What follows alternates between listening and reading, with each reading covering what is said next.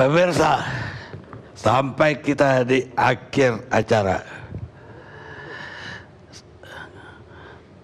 Kita kedatangan tamu terakhir, Pak Menteri Kominfo, Pak Rudi Antara. Selamat malam Pak Rudi. Malam Pak. Malam Bang Karni. Malam Bapak sekalian. Ini rame nih soal Saracen sebagai orang bertanggung jawab untuk komunikasi dan informasi. Bagaimana Bapak melihat masalah ini? Judulnya kalau saya baca kan halal atau haram. Kalau halal atau haram itu ada cuma di agama. Ya, kalau di agama, kalau di Islam, karena fatwa MUI sudah keluar bulan Juni kemarin mengenai media sosial yang disebut juga muamalah media sosial, bahasa awamnya gitu. Makanya ada MUI sebelah Bapak. Nah, dan ini tolong dikonfirmasi. Tapi kalau saya jelas bullying, ujaran kebencian, permusuhan atas dasar sara hoax itu adalah haram di fatwa MUI. Dari situ satu, itu kan urusannya urusan ukhrawi ya Pak ya. Nah, satu itu. Tapi kalau kita lihat di luar konten ini ya, kalau saya lihat dari pengakuan, kan saya lihat juga di televisi, J itu mengakui bahwa saya melakukan tanda kutip pakai akun orang lain dan lain sebagainya. Tanpa melihat kontennya saja itu sudah melanggar pasal 30 ya, Undang-Undang ITE. Ada pasal 30 ayat 1, pasal ayat 2, ayat 3, bahkan 6 tahun, 7 tahun, paling tinggi 8 tahun. Kalau menurut saya ya, mengakses akun milik orang lain, menerobos dan lain sebagainya, yang ini saya tidak melakukan penyidikan sendiri tapi baca itu. Ya. Menurut saya itu sudah merupakan tuntutan hukum sendiri gitu. Apalagi mengambil alih. Oh itu paling tinggi 8 tahun itu mengambil alih dengan menerobos istilahnya ya. Itu 8 tahun illegal akses itu. Itu saja sudah kena, sudah selesai gitu loh. Nggak usah lagi bicara kontennya bahwa ini menghasut, ini ujaran kebencian, sara, memecah belah. Ya itu mungkin kalau pasal lain itu bisa ditambahkan pada hukumannya. Menurut saya demikian. Tapi lebih penting lagi sebetulnya mengapa ini terjadi dan bagaimana menyelesaikannya. Jadi seolah-olah kita ini kan seolah-olah diadu terus antara ini urusannya antara masyarakat, literasi, ini urusannya dengan pemerintah, Polri, Kominfo dan lain sebagainya. Ada satu lagi yang lupa Pak, platform. Facebook, Google, karena saya panggil mereka. Sejak kasus Telegram, setelah itu saya panggil kembali, kami minta service level kalau ada kejadian seperti ini. Anda berbisnis di Indonesia, kita welcome saja, karena Indonesia pasarnya besar bagi Anda. Kita welcome, nggak pernah kita tutup, tapi Anda juga harus concern dengan masalah stabilitas sosial, ekonomi, politik. Bisnis kan di mana-mana logikanya maunya gitu ya. Makin stabil, makin senang dong bagi pebisnis. Nah kalau Anda membiarkan ketidakstabilan di platform Anda, tujuan Anda apa? Berarti bukan tujuannya bisnis dong. Kalau bukan tujuan bisnis membuat ketidakstabilan, kalau ketidakstabilan urusannya bukan hanya saya nih, urusannya rame-rame nih saya bilang. Jadi kami minta service level, kami minta mereka juga bersihkan. Dan ini kan bukan hanya terjadi di Indonesia, masalah fake news, hoax di platform media sosial. Di berbagai belahan dunia juga terjadi, hanya negara-negara yang lain juga barangkali caranya berbeda-beda. Seperti Jerman, antara pemerintah dengan parlemennya membuat undang-undang khusus. Nah kalau di kita mungkin kalau bikin undang-undang Bang Akbar, lamanya mungkin hoax udah kemana-mana, undang-undangnya baru jadi. Kalau di Jerman barangkali karena cepat, jadi diterapkan undang-undang, di penalti kalau terdapat hoax gitu loh. Di kita caranya berbeda, caranya seperti yang kayak sampaikan bahwa media sosial bagaimanapun hitohnya adalah untuk meningkatkan ukhuwah antara masyarakat. Hitohnya adalah meningkatkan nilai tambah. Saya selalu katakan kepada siapapun yang mau menyebar hoax dan lain sebagainya, akibatnya mengakibatkan kami harus lebih keras lagi kepada penyelenggara platform. Jangan rugikan masyarakat luas. Contoh ibu-ibu yang suka bikin kue. Pada saat lebaran mereka upload kuenya, mau jualan ini, mau beli atau tidak. Ibu-ibu yang suka bikin baju anak-anak, yang upload baju anak-anaknya, mau beli atau tidak, menggunakan media sosial. Kalau misalkan di blok kan kasihan mereka. Yang bikin hoax gara-gara bikin hoax itu harus kalau yang ditutup, ya apakah kita tidak kasihan? Kan mereka juga bangsa Indonesia gitu, dan mereka tidak menyebar hoax, mereka adalah jadi korban. Nah, ini yang selalu saya sampaikan, ayo kita rame-rame bersihkan ini dari platform itu, hoax, ujaran kebencian, apapun namanya, konten-konten negatif. Nah, pemerintah memang fokusnya di dua, Pak Mangkarni. Satu di hilir, manajemen konten, ya, pembatasan akses, dan manajemen platform. Itu berdasarkan Undang-Undang ITE yang satu. Satu lagi adalah di hulu, yaitu bagaimana meningkatkan literasi dari masyarakat Indonesia. Contoh misalkan, setelah keluarnya fatwa MUI, kami dengan MUI akan melakukan semacam roadshow ke daerah-daerah yang penduduknya banyak, yang diperkirakan literasinya rendah. Ya, ini barangkali yang Pak Rocky Gerung bilang tadi, IQ-nya dinaikin, barangkali itulah. Jadi literasinya ditingkatkan. Mungkin dari saya sementara itu dulu, Bang Karni. Jadi tanpa lu melihat kontennya, kalau memang ini pasal dipakai saja sudah langsung kena, dan ini bukan harus disidik lagi pengakuan yang bersangkutan kok. Terima kasih. Nggak perlu disidik, udah bisa dimasukin gitu. Ini bukan. Ini kan hukumannya juga di atas 5 tahun. Kalau di atas 5 tahun kan pidana, Bang Karni lebih ngerti dari saya. Bisa masuk tahanan langsung. Iya. Baik, sekarang kita ke Majelis Ulama Indonesia, dan yang sudah mengeluarkan fatwa juga tentang haram. Jadi haram itu tidak untuk akhirat, Pak, untuk dunia justru. Ya. Jadi di akhirat jelas ada ganjarannya juga. Silakan Pak. Ya, kenapa keluar fatwa MUI? terima kasih Pak Karni. Sampai juga giliran saya. Iya, memang Bapak yang beri fatwa, jadi terakhir. Assalamualaikum warahmatullahi wabarakatuh. Selamat malam dan salam sejahtera untuk kita semuanya. Menarik Bang Karni, perbincangan kita pada malam hari ini.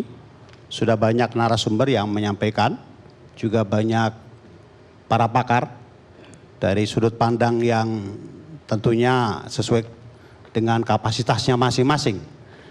Kami dari MUI akan memberikan beberapa informasi yang berkaitan dengan keluarnya fatwa nomor 24 tahun 2017 ya, tentang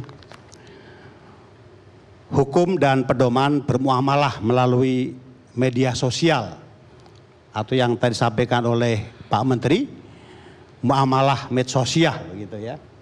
Pak Menteri sudah fasih berbahasa Arab. Memang benar Pak Karni bahwa perkembangan teknologi informasi dan komunikasi memiliki sisi manfaat dan madarat. Sisi manfaatnya adalah memberikan kemudahan untuk kita semuanya dalam berkomunikasi, memperoleh informasi, dan juga tentunya kita bisa membangun silaturahmi, ya, mempererat persaudaraan sesama umat manusia dan sesama bangsa. Saya kira itu adalah sisi positifnya.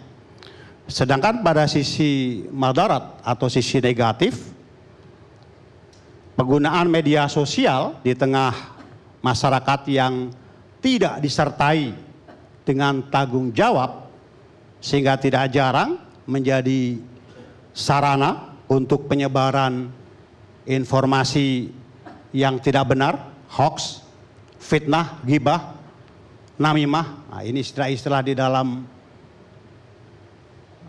hukum ya. Gosip, memutarbalikan fakta, ujaran kebencian ya, permusuhan, dan hal-hal yang terlarang lainnya, yang pasti itu akan menimbulkan disharmoni sosial, menimbulkan konflik, dan juga mafsadat atau kerusakan untuk kehidupan masyarakat secara umum. Banyak pihak Pak Karni yang menjadikan konten media digital yang berisi hoax itu atau ujaran kebencian, aib dan kejelekan seseorang ya, diumbar ke publik sebagai sarana apa? Untuk memperoleh simpati, lahan pekerjaan, sarana provokasi, agitasi, dan sarana mencari keuntungan baik politik maupun ekonomi. Untuk itulah Majelis Ulama Indonesia tadi saya sampaikan mengeluarkan Fatwa nomor 24 tahun 2017 tentang hukum dan pedoman bermuamalah melalui media sosial. Ketentuan hukumnya apakah ini ada dua sesuai dengan tema kita pada malam hari ini, halal dan haram. Begitu ya. Menjadi halal ketika seorang muslim yang bermuamalah melalui media sosial itu wajib memperhatikan hal sebagai berikut. Ya, senantiasa meningkatkan keimanan, ketakwaan, mendorong kebaikan, ya, perbuatan-perbuatan yang baik, ya, dan juga menghindarkan perbuatan-perbuatan yang mungkar, yang maksiat. Kedua, mempererat persaudaraan. Kalau tadi menggunakan istilahnya Pak Menteri, khitoh dari medsosial itu kan membangun persaudaraan, ukhuwah watoniyah, ukhuwah basyariyah, dan ukhuwah islamiyah, ya, persaudaraan sesama muslim, sesama manusia maupun sesama bangsa. Dan yang ketiga adalah memperkokoh kerukunan, ya, baik intern umat beragama, antar umat beragama maupun antar umat beragama dengan pemerintah. Ya, itu merupakan satu kewajiban bagi setiap muslim yang menggunakan medsos. Kemudian setiap muslim yang bermuamalah di bidang medsos itu diharamkan. Ada haramnya. Pertama, melakukan ghibah, ya, fitnah, namimah. Ghibah itu menceritakan, Berkunjing lah. apakah itu kebaikan, ya, atau diri seseorang, tapi orang tersebut dia tidak suka dengan menyebutkan atau diceritakan itu namanya ghibah. Ya, kalau fitnah sebaliknya menceritakan hal-hal yang tidak benar terhadap seseorang, yaitu namanya fitnah.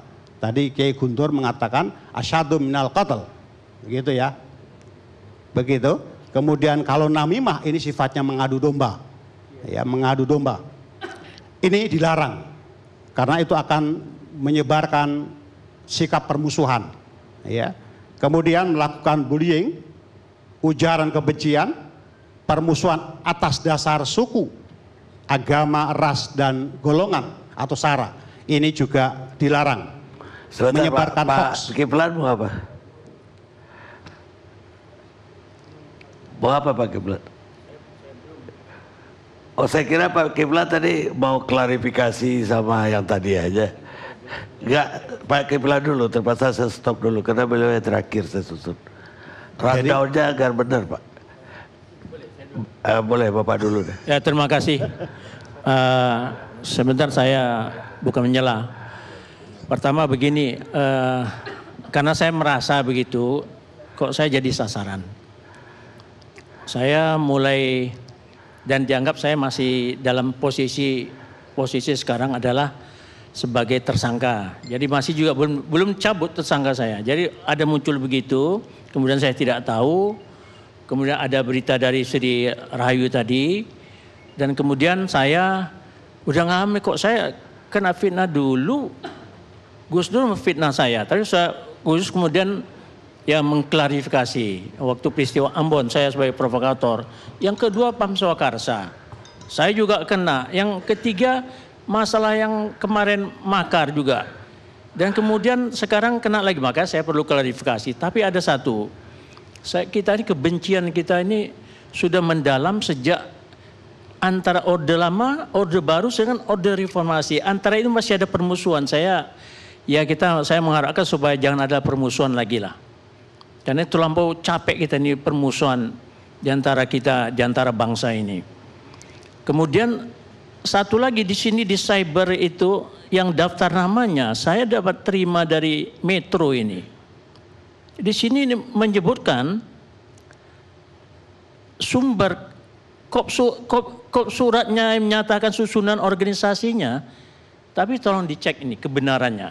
Di sini Christian Cyber Fighter di sini. Ini saya terima dari Metro. susunan ini datangnya ada dari Chechen Cyber Fighter. Apakah ini benar? Apa adu domba antar agama? Susunan yang Saracen ini tertulis kop suratnya yang saya terima dari Metro adalah Chechen Cyber Fighter. Apakah mereka memang mengeluarkan itu susunan pengurus ini untuk mendiskreditkan Saracen atau bukan? Nah, itu yang perlu kita selidiki lagi, saya sampaikan. Jadi ya saya kalau untuk fitnah cukup banyak. Tadi ditanya katanya bahwa ini dinyatakan, yang menyatakan orang menanya tentang saya kepada Sri Rahayu, tentang saya ada keterkaitannya. Jadi ini seolah-olah menunjukkan bahwa saya ada, padahal ini kalau kita di pertemuan ada perkawinan ketemu foto ya bisa ya terjadi. Jadi Sri Rahayu tapi sudah memang mengatakan saya tidak terlibat. Saya terima kasih. Tapi juga nanti kalau ada peristiwa nyatakan kamu memang dijadi tersangka mau digiring. Karena yang orang vokal-vokal itu udah habis semua. Tinggal saya yang belum ini menjelang G13 PKI. Saya paling vokal kalau masalah G13 PKI September nanti. Beranjak undangan sama saya. Kata mereka bahwa saya dinyatakan ini supaya nanti saya tidak banyak bicara. Akan jadi target. Karena saya belum dicabut masalah sebagai makar. Nah itu urusannya saya serahkan aja lah. Jadi saya cukup termasuk maaf cakap aja dari saudara kita dari NU. Malah Ketua PBNU menyatakan dalam satu forum, saya terima ini videonya, menyatakan jenderal-jenderal yang ekstrim, Jenderal Kiflan Zain, Jenderal Samsul Bari, Jenderal Jen Maulani, ini kan tidak bagus. Ketua PBNU ngomong lagi, ini sekali lagi saya difitnah lagi ini. Kalau saya mau tuntut ini Agil Syirat, berat ini, tapi saya nggak menuntut, sudah saya maafkan saja. Jadi udahlah, janganlah produksi yang macam-macam lah. Kita bangsa ini sebenarnya udah capek. Ini menjelang ini kita perlu bersatu. Musuh kita cukup banyak dari luar dan dari dalam. Dari dalam sendiri orang-orang luar seperti masa dulu Portugis, Inggris, Prancis, termasuk Spanyol. Ini mengobok-obok kita sekarang. Peta yang dulu sekarang udah kelihatan lagi.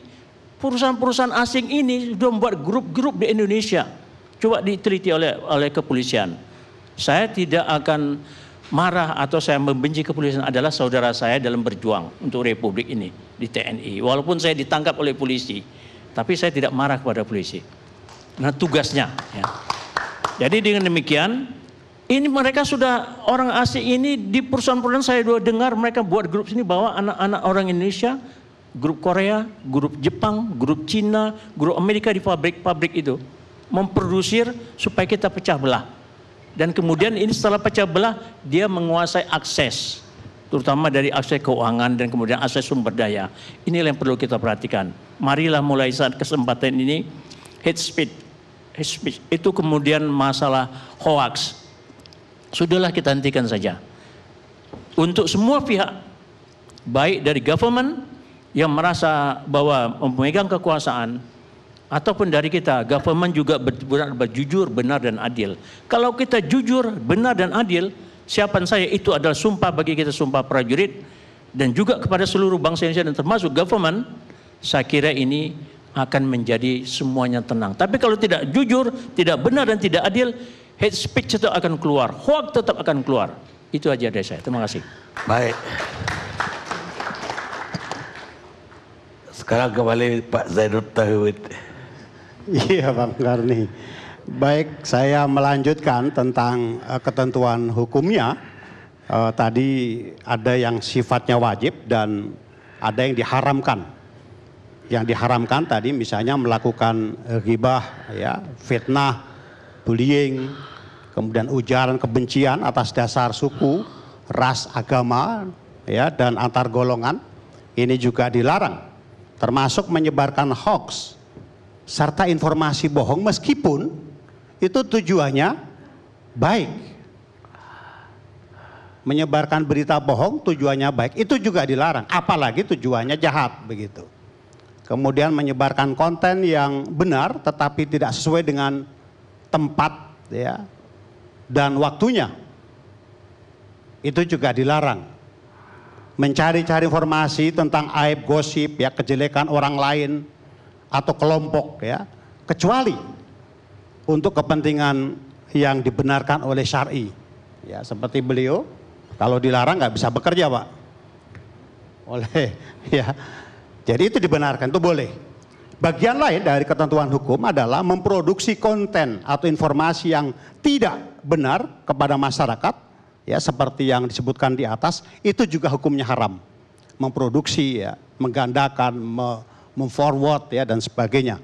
Nah, yang penting aktivitas buzzer, ya, di media sosial yang memproduksi hoax, hibah, fitnah, namimah, bullying, aib, gosip, dan sebagainya, saudara-saudaranya itu sebagai profesi untuk memperoleh keuntungan baik ekonomi, politik maupun yang lain, itu juga pekerjaan haram.